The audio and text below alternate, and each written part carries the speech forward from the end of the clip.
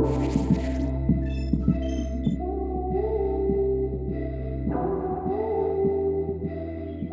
everyone, welcome to our new YouTube series. We are doing a 5-part series on the ex-visa officer's guide to a successful visa journey. So every part of this YouTube series will be hosted by different Argo officers. We are all former State Department visa officers. And so we have a lot of experience that we want to share from behind the visa window. And the reason why we decided we wanted to do this series is because we just realized in hearing from you, our audience, our viewers, our listeners on our podcast, that the same questions tend to come up over and over again, about prior refusals, about, what happens if you're not asked very many questions at the interview before you're refused a visa. And we've decided to sort of break it down chronologically in an order that makes sense so that you can follow us throughout this journey in talking about how to make sure that your visa process to the United States is as smooth and as peaceful as possible to make it easier on everyone. And so this is part 2 of the series, and it is called How to Prepare for the Day of the Visa Interview. And I just want to introduce you really quickly to my 2 colleagues, Kim and Ben. Can you guys tell everyone a little bit about your experience at the State Department, where you've worked, and what your expertise is in? Sure. Should I go first or Ben? Sure, go ahead, Kim. Okay. My name is Kim, and I worked at the U.S. embassies in China and Mexico, and also at the U.S. consulate in India. I primarily worked in NIVs. I worked as adjudicator and also as a manager of the American Citizen Services sections and the NIV sections. And my name is Ben. I worked as a consular officer in Guangzhou, China, and in Bogota, Colombia. While I was there, I worked in the non-immigrant visa section, the immigrant visa section, and also in the fraud prevention unit. So I got the full spectrum of what was going on. Fun fact, actually, while I was there in Guangzhou, it was the busiest non-immigrant visa post in the world, did more visas in a year than any other post in the world. And while I was in Bogota, Colombia, it was the #2 post in the world. So I was definitely in some of the busiest places you could be as a consular officer. So that's one interesting thing, is that that's something that all 3 of us have in common, is that we have all worked in China. I was at the US Embassy in Beijing, and actually Kim and I worked together, and she was my boss. And it really it's such a small world of us, leaving the State Department and deciding to work together in this endeavor called Argo. We are a company of former visa officers, and what we do is, based on our years and years of experience working with visa applicants, through that window, now what we do is we help prepare people for the visa interview to make sure that they take it seriously, they know how to do it right from the very beginning. So as I mentioned, I've worked in China. I've also worked in Mexico and in Hong Kong, having experience in both NIV, as what Kim mentioned, which is basically sort of, an acronym for temporary visas. If you're just going for a short-term process, like your tourist visa, your student visa, your employment-based visas like H-1Bs and Ls, and also having experience in immigrant visas, which are green cards that you would ultimately receive in the United States once you get here. And so I am really excited about today's topic, how to prepare for the day of the visa interview, because I feel like we get so many questions about this process. Many people are focused on, okay, it's the day of the interview. What do I do? Is there anything that I should be aware of? How early should I show up? I just remember, and Kim, you might remember this when we were both in China, that people would literally come hours before their visa interview and be lining up outside because they're afraid that they'll miss it, or perhaps they'll get to come in earlier. And so, let's talk a little bit about the day of the visa interview. How important is it that, our visa applicants are prepared for this process, like the day of? What should they do? Do you guys have any general tips that you would like to tell our listeners and our viewers? You definitely shouldn't show up 2 hours early. I know that's something Mhm. that people, this was honestly back in the day, maybe let's say 15, 20 years ago, this could have been good advice because things weren't as systematized. It wasn't all with these online scheduling systems. So you could get to the front of the line and get in and get your appointment over with earlier. Nowadays, that's not what it's like. You're let in 15-minute blocks. You're not going to be allowed in until exactly when your appointment time is. So the thing to do is to arrive 15 minutes early. Don't arrive late, but arrive before your appointment 15 minutes early.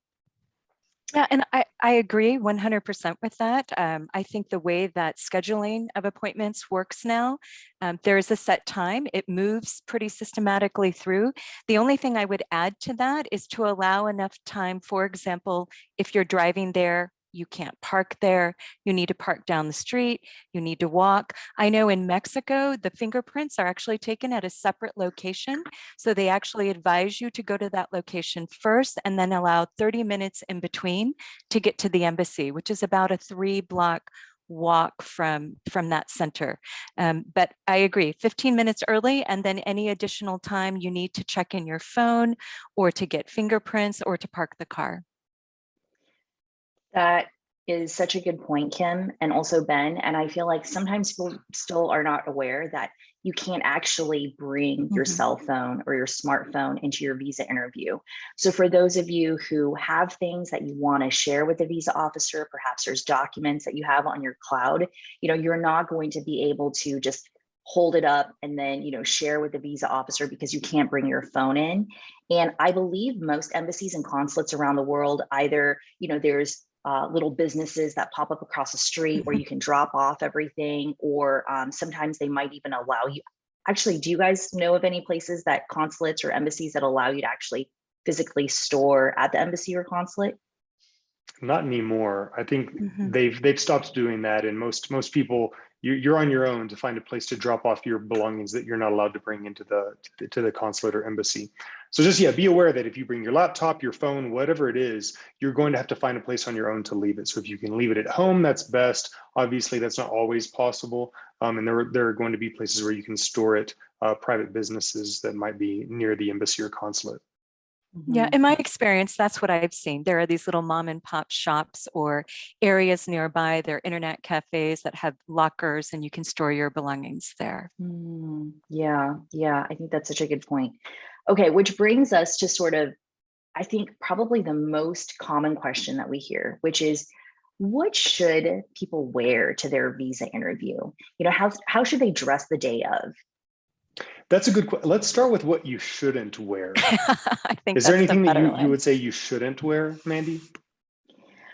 I would say try not to have like a special visa interview outfit, like a new suit that you order on Amazon or online. You've still got the creases that are fresh in it, because it then becomes immediately obvious to the visa officer that you are not dressed as yourself. You are dressed to, I don't know, maybe put on a performance of some sort. And so I think it's very, very important that you come across as being very much yourself, very genuine, very authentic. And the reason why you shouldn't, just buy an outfit or buy something that you're not usually wearing is because it makes you feel uncomfortable, and Mhm. that discomfort comes across in your visa interview. Mhm. What do you guys think? Oh yeah, 100%. I mean, there's nothing wrong with buying a new suit or a new shirt. If you want a new shirt, please, by all means, get a new shirt. But just so you know, when they see that shirt that's got the creases in it from it being folded up in the store, and you're wearing that, and it's obviously the first time you've put that shirt on, they might think, oh, he's put on this costume today Mhm. to come in and play a role instead of being himself. Dress as you would normally if you were trying to make a good impression on people in your everyday life. It's going to make you feel the most confident, the most secure, the most comfortable. If you put on something that you're not used to wearing, like if you've never worn a suit and a tie and you put this on, you're going to feel self-conscious about it. You're not going to feel natural. And then in turn, you're not going to look or act or sound natural. I think that's such a good point. You want to be comfortable. You're already nervous because it's an interview and it's very important. It could change the course of your life. But if on top of that, you're not dressed in a way that you normally would, it just makes you uncomfortable. I know, along with buying something new, maybe that you haven't worn before. And like you said, there's nothing wrong with buying something new. But people sometimes borrow clothing. They think they have to be formal. So they'll borrow a suit or they'll borrow, a very nice dress. And it doesn't fit appropriately. And again, it comes across as you're uncomfortable. You're not being you. Who are you? Why are you dressed in this way? It's clearly not the way that you normally dress. So I think being neat and tidy, wearing something that you like and that you feel comfortable in, you are making a good, your first impression. So you want to make a good impression. But as long as you've taken care, I think that comes across. Yeah. I've got a good anecdote about this. A good friend of mine in China is a professional skateboarder and owns a skate shop and puts on all these skateboarding events in collaboration with Vans and Converse and all of these international skateboarding brands. He's got a very legit business and career, and he wanted to go to the U.S. on tourism. I thought he was going to have no problem with this. He asked me, "Hey, is this okay to wear?" and sent me a picture of him wearing a suit. And he's got long hair and he's covered in tattoos. And I said, where did you get? He said, I was told I have to wear a suit to this interview. And I said, no, listen, your application, everything on it says you're a skateboarder, right? You're going to be bringing in all these posters and advertisements and flyers from these events, these skateboarding events that you put on. You go in there looking like a skateboarder and tie that entire narrative together, wear your skateboard clothes like you normally would, and they're going to take a look at your application. They're going to take a look at you, and they're going to say, this all makes sense. Here's your visa, go have fun in the US. And that's exactly what happened once he actually, put on his regular everyday clothes that he would normally wear and went into his interview. Yeah, I think that story. I do too. And I think what you said at the end is the key. It needs to make sense, not just your story, but outwardly too, what you're presenting. It all needs to fit together. That's a great story. Absolutely. And one note on what Kim said about just making sure that you're neat. I think that is important as well, because at Argo, we work with clients to make sure they're ready for the visa interview. And I was working with someone who had been refused a visa previously, and he showed up to the consultation in exactly what he had worn to his visa interview, which was, extremely large sweats and kind of like a wife beater sort of thing, like a tank top. And I just, I was telling him, like, you really want to dress like yourself, but you also want to make sure that you're making it a point to want to make a good impression. And so I think that's really important. One other thing I like to tell clients is to try to not wear anything really pungent. A lot of times when you go to an embassy or consulate, sometimes it's a pretty small space in the waiting room, and that smell can go through the visa window and could be offensive to the visa officer. So you just want to make sure that you're not wearing very strong perfumes or colognes or anything like that. And don't borrow your uncle's gold watch or anything like this. These are very transparent tactics that people will employ sometimes. You're a 20-year-old student. You obviously don't wear this huge watch all the time, and you walk in wearing this, trying to demonstrate. Obviously, what you are trying to demonstrate is a good thing. Affluence, financial security, these are the things that you want to demonstrate. But the way to demonstrate it is not by wearing a borrowed watch, right? Thereby telling the officer about your finances in a very concise and intuitively understandable way. I completely agree with that. A few of the other types of questions that we get are, do visa officers ever make decisions in advance of the interview? What do you guys think? That is one of the most common misconceptions that people come to us with. They think that the officers are making decisions beforehand, that once they get to the interview, the officer is just telling them a decision that was already previously made, and they're just telling them. Like they think that they're not even getting a chance to present their case. I think why they think this is because the consular officers, like, Mandy you did over 100,000 interviews. I did over 60,000. Kim, do you know what your number was? How many visa interviews you did? Oh, I think live. Yeah, it was probably about 45. And then of course you have all the applications that you go through for renewals and that type of thing. So when you do this many times, all of it becomes very second nature and intuitive. And so we pick up all this information very quickly. So within 5 seconds of the interview starting, we've already picked up information from your passport, from you walking up and saying hello, from opening your application and doing, and because we've seen it so many times, doing a quick scan and seeing where you're from, what your job is, purpose of travel, previous travel to other countries. We see all of this within just a few seconds. And that already puts us in a mindset where we think, okay, we're trying to put you into one box or another box, the issue box or the refuse box. So it might come across as, oh, they already know something about me, right? But it really is just they're picking up all this information and trying to make a decision based on it as fast as they possibly can. Mm-hmm. Mm-hmm. I think that's an excellent point, because I think the interview actually starts before you start speaking to the applicant. You see them, that's your first impression. Are they neat? Are they tight? Tidy? Do they look like this is important to them? They've taken time. Then they come up to the window. You've already looked at the application. You already know the basics, right? You already know what kind of visa they want. One of the first things I always look at, and you brought this up, Ben, is have they traveled outside of the country before? Do they have a job? Are they single? Are they married? Those kind of things. So you kind of already have a base. For me, that very first question is the most important, because I don't even know what questions I'm going to ask until I get that first answer back. That kind of leads me down my path of questioning. So, Mandy, to go back to your original question, I don't think any decision has been made, but I think so much information is collected because you only have 2 or 3 minutes at the very start. And then based off of that first response, which is why I think that first answer an applicant gives is the most important, because it sets the tone and it leads that officer down, 2 paths diverged in the woods, right? Am I going in this direction with this visa applicant, or am I going in the other? I think what sometimes people forget is that visa officers will start with the presumption of immigrant intent. So whatever that response is to that first question, that then tells me which way I'm going to go. Am I now going to ask because I think they want to immigrate? Or is my next question going to be, oh, tell me a little bit more. You might be a good candidate for this visa. Mm-hmm.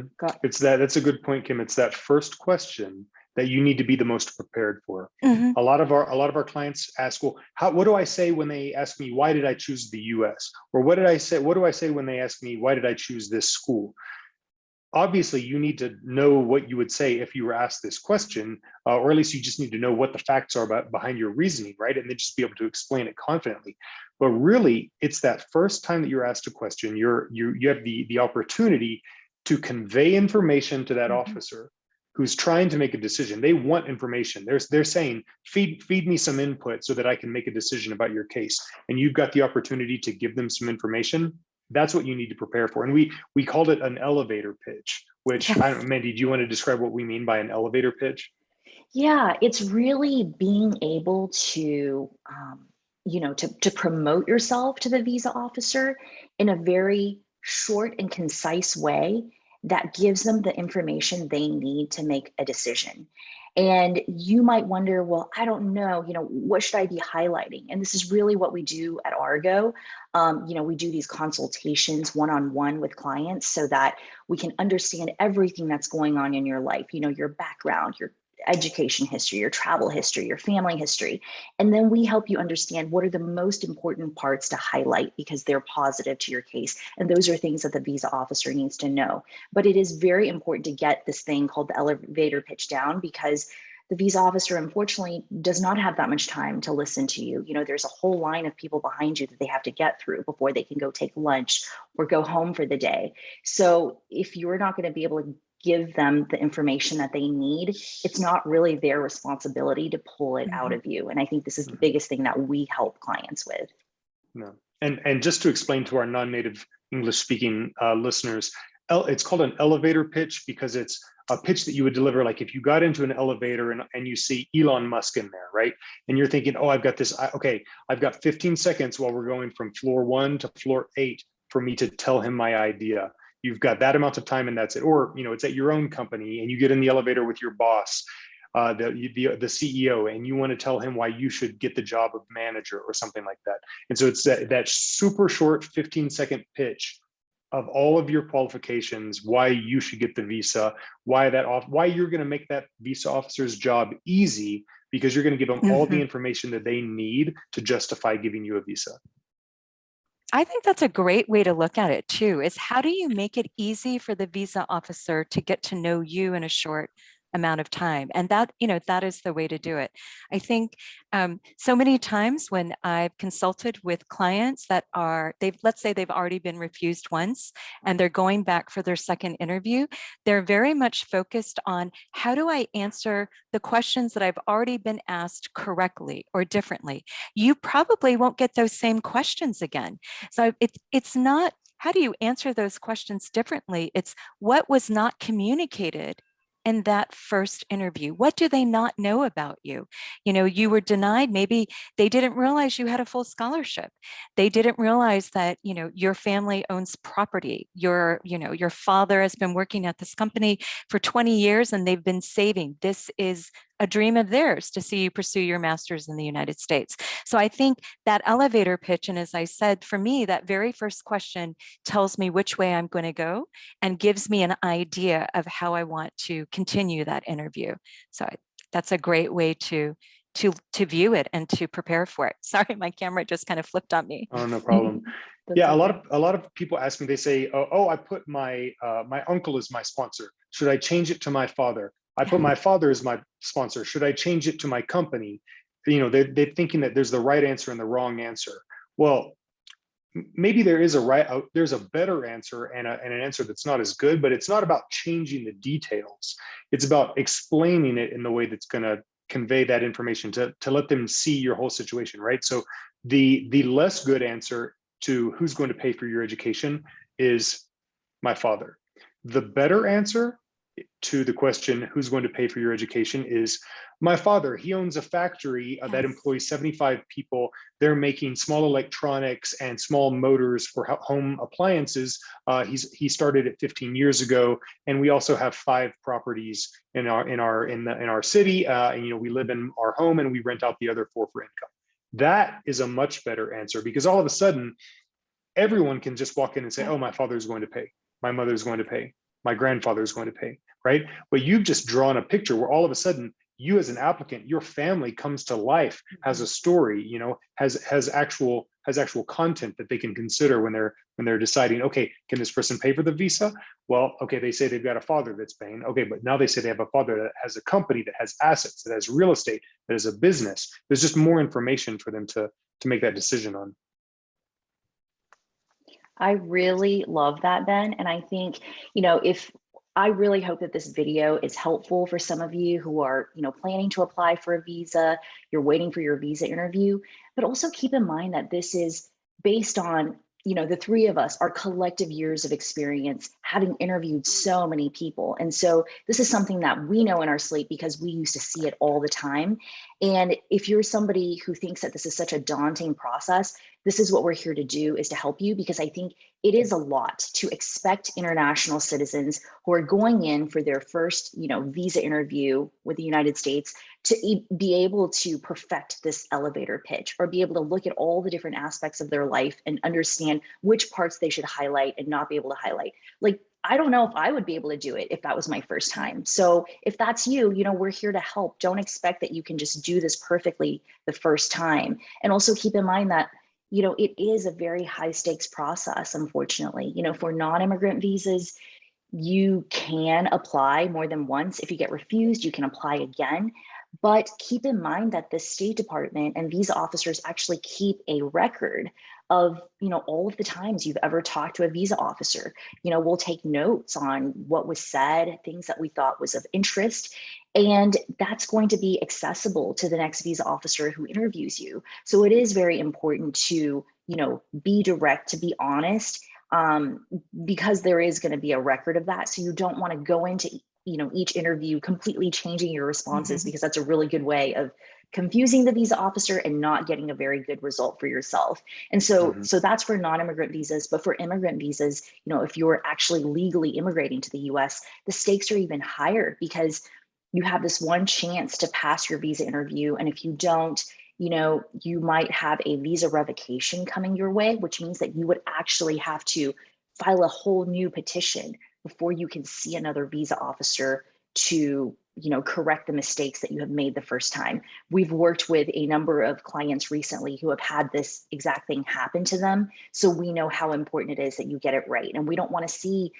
families separated, couples split up because they didn't prepare for the visa interview because they had no idea that it was so high stakes or how important it is to prepare. And this is why we do these videos and why we want to help you through consultations. Since we're talking about preparing for your visa interview, let's talk about documents for a second. Are the documents the most important thing that they need to prepare? I think that's a common misconception. I know in my experience, particularly in China, I've had applicants come up to the window and they've got a stack this high of documents. There's no possible way for anyone to go through all of that.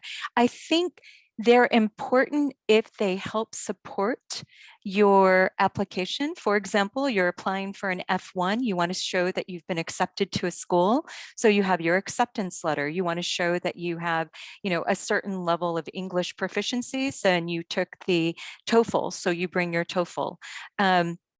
You want to show that your father, for example, does own that company. He started it 15 years ago. He has quite a bit of assets. So you might want to have it.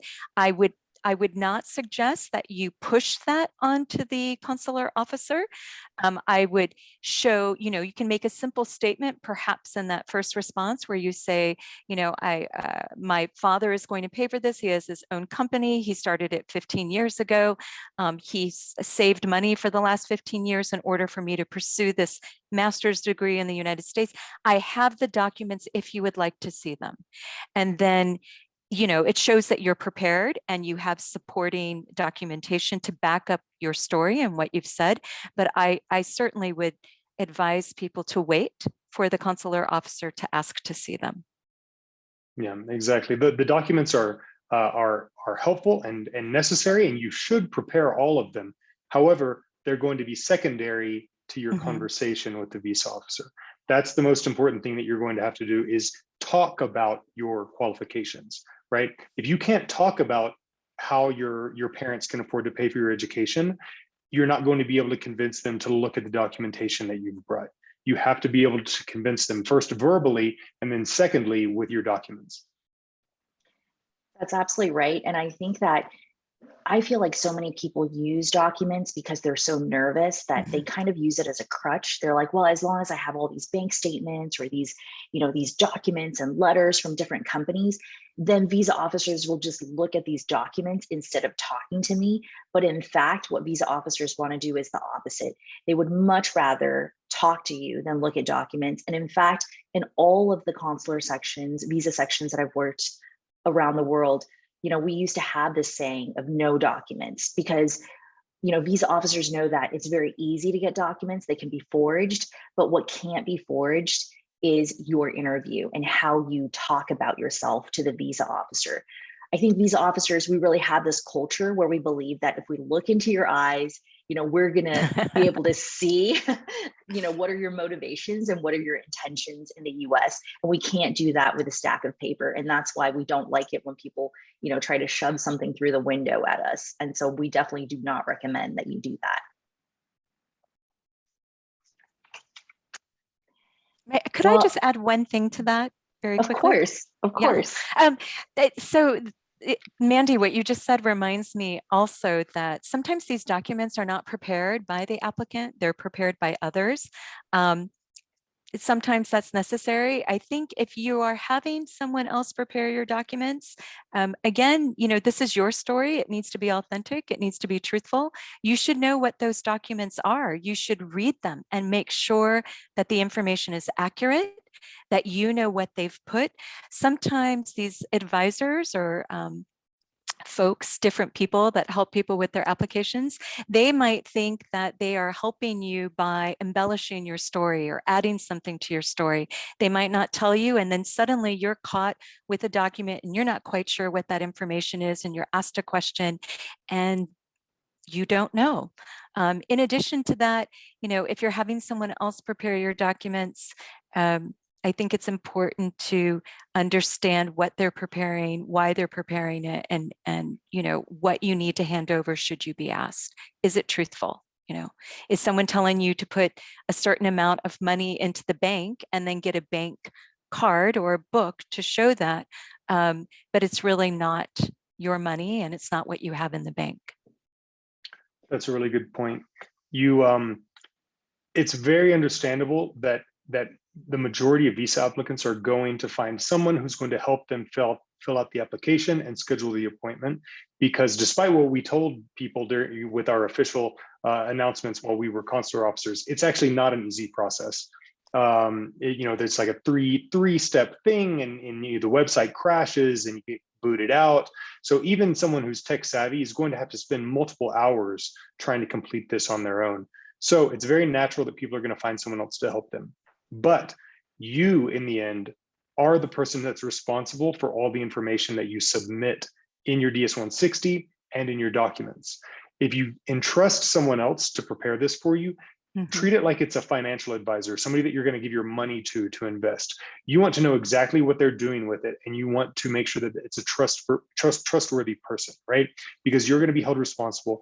Obviously, there are some very unfortunate circumstances where the visa agents mess up and they put wrong information in there, maybe just on accident, with no ill intent. They had two different applications and they put a different applicant's application information into your DS-160 instead of the stuff that you had submitted to them.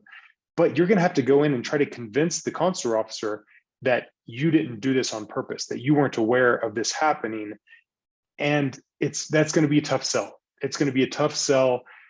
If you're in that situation, definitely let us try to help you, but it's going to be a really tough sell. The best thing is to be in control of all the information that you're submitting to the embassy or consulate from the very beginning. Don't entrust somebody else without keeping tabs on it. Make sure you know what's going to be in that DS-160 when they submit it. That's absolutely right. And if this is you in this situation, send us an email at hello@argovisa.com, describe what's happened, and we can share with you how we can help, because we don't want people to be in this situation. Because just like Kim and Ben said, you ultimately are the one responsible for everything on your application, even if you paid someone else to do it for you. The visa officer is not going to think, oh, it's that person's fault. They're going to be looking at you, and you need to know what is in there. So I really love that suggestion. And so I know that we're sort of focused on the day of the interview. Maybe people are watching this video right before their interview, but are there things that they should be doing to prepare even before, the day before the interview? What are some things that they should think about in going into this interview process? What do you guys think? I think getting a good night's sleep, trying to just be fresh and be alert. Make sure, sometimes even though it is, the appointment system is much more organized and much more efficient than it used to be, it's still a long process. It can be an all-day process. Make sure you've eaten. Make sure you haven't planned anything beforehand. Make sure you know how you're getting there, how long it takes to get there, what transport you're using, if it's reliable, anything that might distract or deter or just kind of make you nervous. You're already nervous. So make sure that anything that is within your control, you've done, you've controlled, you've eaten, you've gotten a good night's sleep, you know what you're wearing, you're comfortable in it, you have all of your documents, you've proofed them, you've gone through everything, you've got that elevator pitch, you know who you are, what you're going to say, how you're going to communicate that. I think those are the most important things. Breathe, take a few deep breaths, try to relax. Yeah. And no, go ahead, Ben. I was going to say, know that you are going to be nervous. You will be nervous, and that's okay. It's okay to be nervous.